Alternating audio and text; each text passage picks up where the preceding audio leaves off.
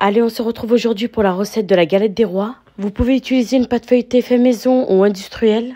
Vous pouvez retrouver 2 recettes de pâte feuilletée que je viens de poster récemment.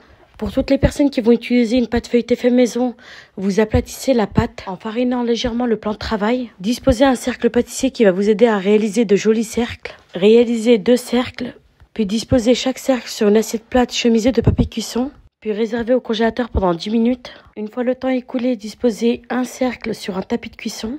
Badigeonnez le contour de la galette avec de l'eau avec votre doigt, en faisant attention à ne pas faire couler l'eau sur les côtés. Pour la frangipane, c'est simple, vous avez juste à mélanger les œufs avec le sucre et la poudre d'amande. Mettez-la dans une poche à douille, puis faites comme moi, mettez-en un peu partout sur la galette, en laissant bien 1,5 cm entre le bord et la frangipane. Posez le deuxième disque sur la frangipane en appuyant bien sur les bords. Il ne faut pas laisser la frangipane sortir, sinon elle va fuir pendant la cuisson. Soudez bien les bords en appuyant bien avec les doigts. Mettez-la au congélateur pendant 10 minutes, puis retournez-la. Décorez votre bûche avec la pointe d'un couteau en faisant attention à ne pas trop appuyer. Appuyez légèrement avec le couteau.